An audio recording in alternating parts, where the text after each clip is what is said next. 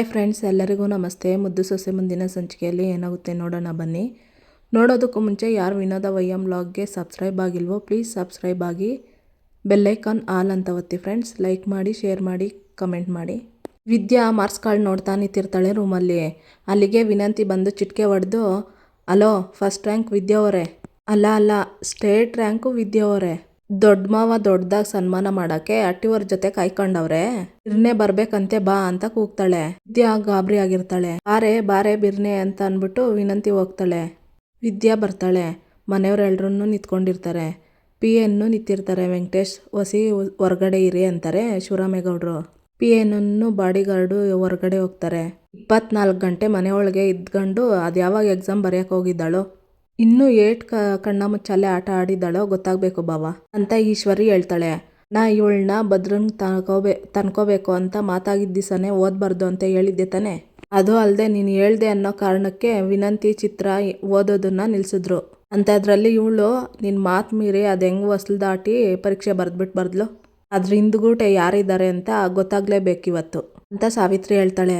ಅಟ್ಟಿವರ್ ಕಣ್ಣಿಗೆ ಮಣ್ಣೆರ್ಚಿ ಭದ್ರನ್ನ ಮರಳು ಮಾಡಿ ಅವಂತವನೇ ಪುಸ್ತಕ ತರಿಸ್ಕೊಂಡು ಓದ್ತಾ ಇದ್ದೆ. ಇದೆಲ್ಲ ನಮಗೆ ಗೊತ್ತಾಗಿ ಆ ಪುಸ್ತಕನೆಲ್ಲ ನಾವೇ ಸುಟ್ಟಾಕಿದ್ವು.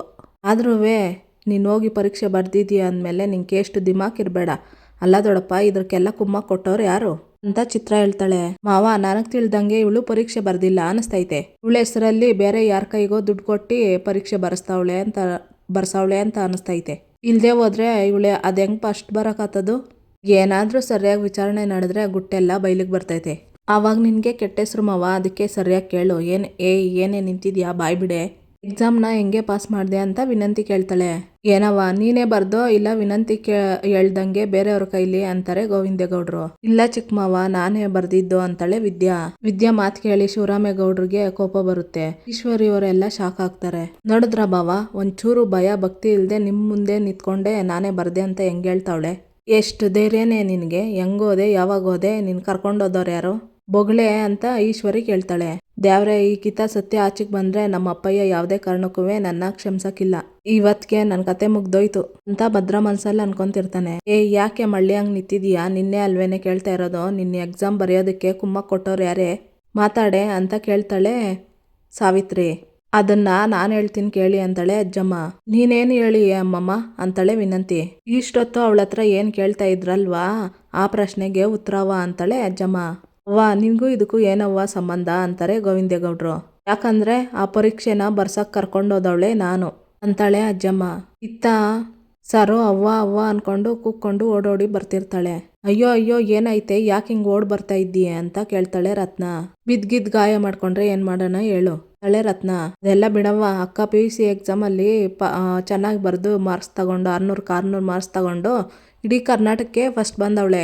ಇವತ್ತು ರಿಸಲ್ಟ್ ಬಂದಾಗಿನಿಂದ ಯಾವ ಚಾನಲ್ ಹಾಕಿದ್ರು ನ್ಯೂಸಲ್ಲಿ ಅದೇ ಸುದ್ದಿ ಬರ್ತೈತೆ ಅಂತ ಸರು ಹೇಳ್ತಾಳೆ. ಇತ್ತ ರತ್ನಾಗೆ ಖುಷಿ ತಡೆಯೋಕ್ಕಾಗದೆ ಅಲ್ಲೇ ಕುತ್ಕೊಂತಾಳೆ. ಕೊನೆಗೂ ತನ್ನ ಕಂಡಿದ್ದ ಕನಸನ್ನ ದಿಟ ಮಾಡಿಬಿಟ್ಲು. ತನ್ನ ಕೈಲಿ ಏನೋ ಆತದೆ ಅನ್ನೋದನ್ನ ಮಾಡಿ ತೋರ್ಸೇ ಬಿಟ್ಲು. ಅದನ್ನ ನೋಡೋಕ್ಕೆ ಮಗ್ಲಲ್ಲಿಲ್ವಲ್ಲ ಅಂತ ಒಂದ್ ಕಡೆ ಕರ್ಗಾದ್ರೆ ಅಲ್ಲೇನು ಆತದೋ ಅಂತ ಆತಂಕ ಇನ್ನೊಂದು ಕಡೆ ಅಂತ ರತ್ನ ಹೇಳ್ತಿರ್ತಾಳೆ. ರತ್ನ ಅನ್ಕೊಂಡು ವಿದ್ಯಾವರಪ್ಪ ಬರ್ತಾರೆ. ನಾನು ಕೇಳಿದ್ದು ಸುದ್ದಿ ದಿಟ್ವೆ ಅಂತ ಕೇಳ್ತಾರೆ ವಿದ್ಯಾವರಪ್ಪ. ಏನೋ ನಿನ್ನ ಮಗಳು ರಾಜ್ಯಕ್ಕೆ ಪರೀಕ್ಷೆಯಲ್ಲಿ ಫಸ್ಟ್ ಬಂದಿದ್ದಾಳೆ ಅಂತ ವಿಚಾರನಾ ಅಂತ ವಿದ್ಯಾವರಜ್ಜಿ ಹೇಳ್ತಾರೆ. ಹೂ ಕಣವ್ವ, ಅಲ್ಲಿ ಟೀ ಅಂಗಡಿ ತವ, ಫೋನಲ್ಲೂ ಟಿವಿಯಲ್ಲೂ ಎಲ್ರದ್ದು ಎಲ್ಲಾನು ಅವಳದೇ ಸುದ್ದಿ ಆಗ್ಬಿಟ್ಟೈತೆ. ಜೊತೆಗೆ ವಿದ್ಯಾ ಕೊಟ್ಟೆ ಅಳಿಯಂದ್ರು ಬೀಗರು ನಿಂತ್ಕೊಂಡು ಮಾತಾಡ್ತಾ ಇದ್ರು. ಅವಳ ಅದು ಯಾವಾಗ ಪರೀಕ್ಷೆ ಬರೆದ್ಲು ಅಂತೀನಿ. ಬೀಗರು ಮದುವೆ ಮಾತುಕತೆ ಆದವಾಗೆ ಮುಂದಕ್ಕೆ ಓದೋದು ಬೇಡ ಅವಳು ಅಂತ ಹೇಳಿದ್ರು ತಾನೆ ಅಂತ ವಿದ್ಯಾವರಪ್ಪ ಹೇಳ್ತಾರೆ. ಅವಾಗ ಹೇಳಿದ್ರು, ಆದ್ರೆ ಅಕ್ಕ ಮುಂದಕ್ಕೆ ಓದ್ತೀನಿ ಅಂದವಾಗ ಅಂತ ಹೇಳಿ ಸಪೋರ್ಟ್ ಮಾಡಿದ್ರು ಬಾವ ಅಂತ ಹೇಳಿ ಹೇಳ್ತಿರ್ತಾಳೆ. ನಡೆದಿರೋ ಸ್ಟೋರಿನ ಹೇಳ್ತಿರ್ತಾಳೆ ಸರು. ಇತ್ತ ಗೋವಿಂದೇಗೌಡರು, ಅವ್ವ ಏನು ತಮಾಷೆ ಮಾಡ್ತಿದೀಯೇ, ನೀನು ಹೆಂಗವ್ವ ಇಂಥ ಕೆಲಸ ಮಾಡೋಕ್ಕೆ ಸಾಧ್ಯ? ನಮ್ಗೆ ಯಾರಿಗೂ ನಂಬಕ್ಕೆ ಸಾಧ್ಯ ಇಲ್ಲ ಅಂತಾರೆ ಗೋವಿಂದೇಗೌಡರು. ಇಲ್ಲ ಅತ್ತೆ, ನೀವು ಇಂಥ ಕೆಲಸ ಮಾಡೋದಕ್ಕೆ ಸಾಧ್ಯನೇ ಇಲ್ಲ. ಯಾರನ್ನೋ ಕಾಪಾಡಬೇಕು ಅಂತ ನೀವು ಹಿಂಗೆ ಸುಳ್ಳು ಹೇಳ್ತಿದ್ದೀರೇ ಅಂತ ಕೇಳ್ತಾಳೆ ಈಶ್ವರಿ. ನಾನು ಯಾಕೆ ಯಾರನ್ನೋ ಕಾಪಾಡಬೇಕು? ಈ ಭಾಗೀರಥಿಗೆ ಸುಳ್ಳು ಹೇಳೋ ಅವಶ್ಯಕತೆ ಇಲ್ಲಿವರೆಗೂ ಬಂದಿಲ್ಲ. ನನ್ಗೆ ಗೊತ್ತು ನಿಮ್ಮಿಂದ ಇದನ್ನ ನಂಬಕ್ಕಾಯ್ತಿಲ್ಲ ಅಂತ, ಆದರೂ ನಂಬಲೇಬೇಕು, ಇದೇ ಸತ್ಯ ಅಂತ ಅಜ್ಜಮ್ಮ ಹೇಳ್ತಾಳೆ. ಅಯ್ಯಯ್ಯೋ, ಈ ಅಮ್ಮಮ್ಮನೇ ನನ್ನ ತಗ್ಲಾಕ್ ಹಂಗೆ ಕಾಣಿಸ್ತಾವಳೆ, ಏನ್ ಮಾಡ್ಲಿ ಅಂತ ಮನಸ್ಸಿನಲ್ಲಿ ಅನ್ಕೊಂತಿರ್ತಾನೆ ಭದ್ರ. ಅಮ್ಮಮ್ಮ, ಈ ಅಟ್ಟಿ ಹೊಸಲು ದಾಟಿ ಯಾರು ಓದಕ್ ಹೋಗ್ಬಾರ್ದು ಅಂತ ಹೇಳ್ದೋಳೆ ನೀನು ಅಂಥದ್ರಲ್ಲಿ ಇವಳನ್ನ ಕರ್ಕೊಂಡೋಗಿ ಹೆಂಗ್ ಪರೀಕ್ಷೆ ಬರ್ಸ್ದೆ ಅಂತ ವಿನಂತಿ ಹೇಳ್ತಾಳೆ. ಅದಕ್ಕೆ ಕಾರಣ ಅದೇ ಅಂತ ಅಜ್ಜಮ್ಮ ಅಂತಾಳೆ. ಇಂಥ ಕಾರ್ಯ ಮಾಡೋ ಕಾರಣ ಏನಿತ್ತು ಅಂತ ಶಿವರಾಮೇಗೌಡರು ಕೇಳ್ತಾರೆ.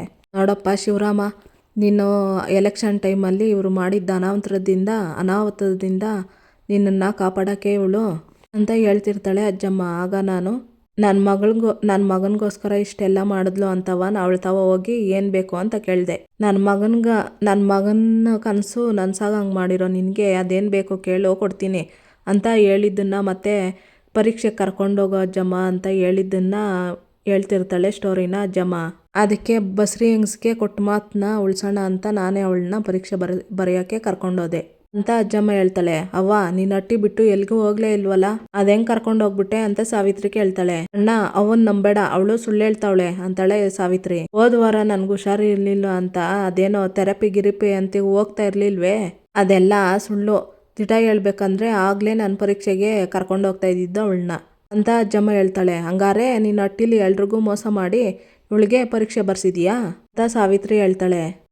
ನಾನೇನು ಮೋಸ ಮಾಡಿಲ್ಲ, ಕೊಟ್ಟ ಮಾತನ್ನ ಉಳಿಸ್ಕೊಳ್ಳೋದಕ್ಕೆ ಸುಳ್ಳು ಹೇಳಿದ್ದೀನಿ ಅಟಯ್ಯ ಅಂತ ಅಜ್ಜಮ್ಮ ಹೇಳ್ತಾಳೆ. ನೋಡ್ದ್ಯಾ ಅಣ್ಣ ಅವ್ವ ಎಂತ ಕೆಲಸ ಮಾಡವಳೆ ಅಂತ, ಬೇಲಿನೇ ಎದ್ದು ಹೊಲ ಮೇಯ್ದಂಗೆ ಇಷ್ಟು ದೊಡ್ಡ ವಿಷಯನ ಎಲ್ಲರಿಂದನೂ ಮುಚ್ಚಿಟ್ಟವಳೆ ಸಮಯ ನೋಡಿ ಅಂತ ಸಾವಿತ್ರಿ ಹೇಳ್ತಾಳೆ. ಅದಕ್ಕೆ ಯಾಕೆ ಅವಳಿಗೆ ಹೇಳಿಯಾ, ನಾನೇ ಹೇಳಿದ್ದು ಹೇಳ್ಬೇಡ ಅಂತ ಅಜ್ಜಮ್ಮ ಹೇಳ್ತಾಳೆ. ಅವ್ವ ಹಂಗಾರೆ ಹಾಸ್ಪಿಟ್ಲಲ್ಲಿ ಈ ಮುದುಕಿ ನಮಗೆ ಚಳ್ಳೆ ಹಣ್ಣು ತಿನ್ಸಿದ್ಲು ಅನ್ನೋ ಅಂತ ಚಿತ್ರ ಹೇಳ್ತಾಳೆ. ಆವತ್ತು ಚಳ್ಳೆ ಹಣ್ಣು ತಿನ್ಸಿರ್ಬೋದು, ಆದ್ರೆ ಇವತ್ತು ಒಳ್ಳೆ ಅವಕಾಶನೇ ಕೊಟ್ಟವಳೆ ಅಂತ ಈಶ್ವರಿ ಹೇಳ್ತಾಳೆ.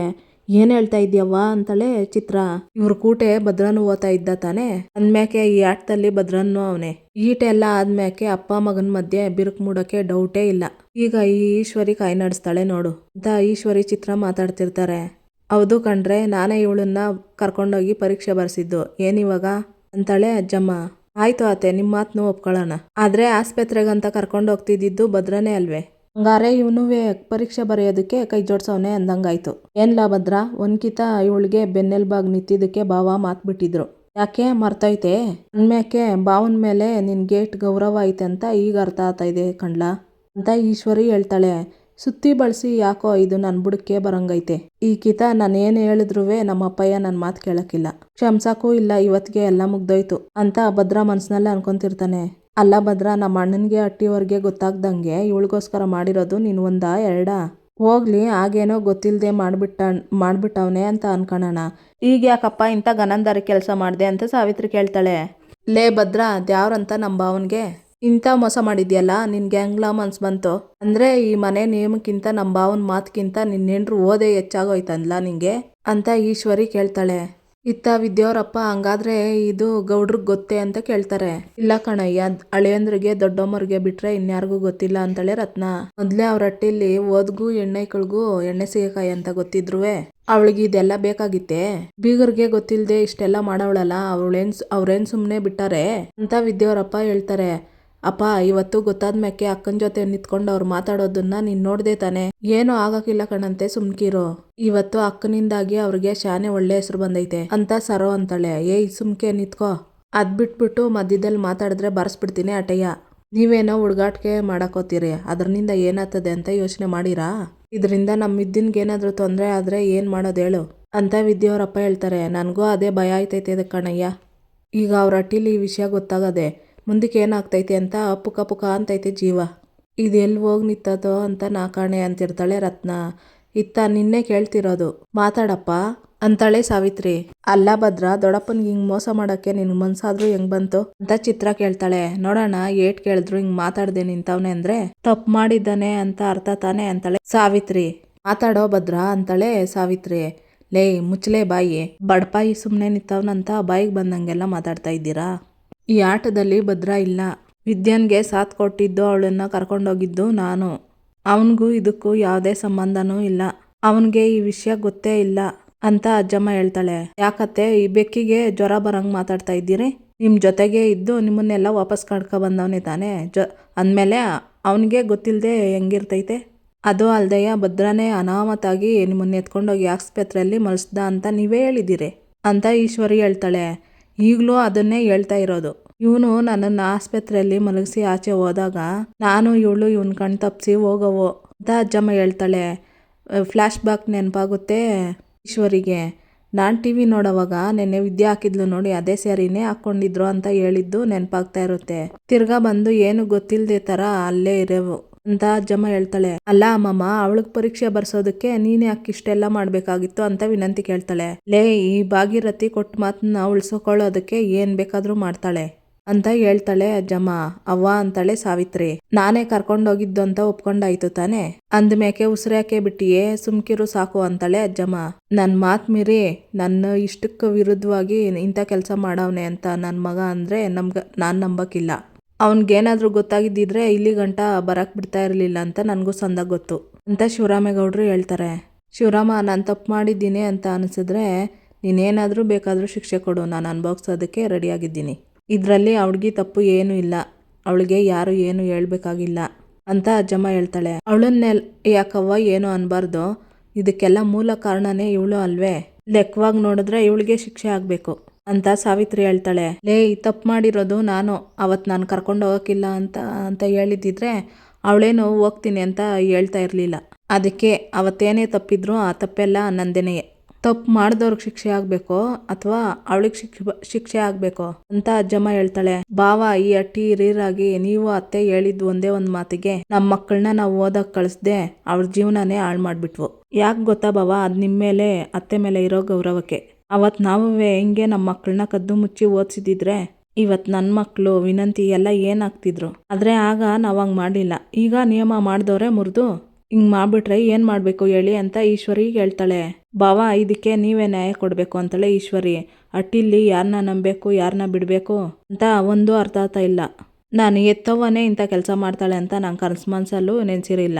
ನಾನು ನನ್ನವ್ವ ನೆರಳಿದ್ದಂಗೆ ನಾನೇನೇ ತೀರ್ಮಾನ ತಗೊಂಡ್ರು ಅವಳು ತೀರ್ಮಾನ ತಗೊಂಡಂಗೆ ಅಂತ ಅಂದ್ಕೊಂಡಿದ್ದೆ. ಅದೇ ತಪ್ಪಾಗೋಯ್ತೆ. ನೀನು ಮಾಡಿರೋ ಈ ಕೆಲಸದಿಂದ ನನಗೆ ನಿನ್ನ ಮೇಲೆ ಕೋಪ ಬರ್ತಾ ಇಲ್ಲ, ಬೇಸರನೂ ಆಗ್ತಾ ಇಲ್ಲ. ಇಂಥ ದೊಡ್ಡ ದ್ರೋಹ ಮಾಡಿದೆ ಅಲ್ಲ ಅಂತ ಶಾನೆ ನೋವಾಗ್ತೈತೆ ಅಂತ ಶಿವರಾಮೇಗೌಡರು ಹೇಳ್ತಾ ಅಳ್ತಿರ್ತಾರೆ. ಇಲ್ಲಿಗೆ ಈ ಸಂಚಿಕೆ ಮುಕ್ತಾಯ ಆಗುತ್ತೆ. ಇನ್ನೂ ಯಾರು ವಿನೋದ ವೈಎಂ ವ್ಲಾಗ್ಗೆ ಸಬ್ಸ್ಕ್ರೈಬ್ ಆಗಿಲ್ವೋ ಪ್ಲೀಸ್ ಸಬ್ಸ್ಕ್ರೈಬ್ ಆಗಿ, ಬೆಲ್ಲೈಕಾನ್ ಆಲ್ ಅಂತ ಒತ್ತಿ, ಲೈಕ್ ಮಾಡಿ, ಶೇರ್ ಮಾಡಿ, ಕಮೆಂಟ್ ಮಾಡಿ. ಈ ವಿಡಿಯೋ ನೋಡಿದ್ದಕ್ಕಾಗಿ ಎಲ್ಲರಿಗೂ ಧನ್ಯವಾದಗಳು.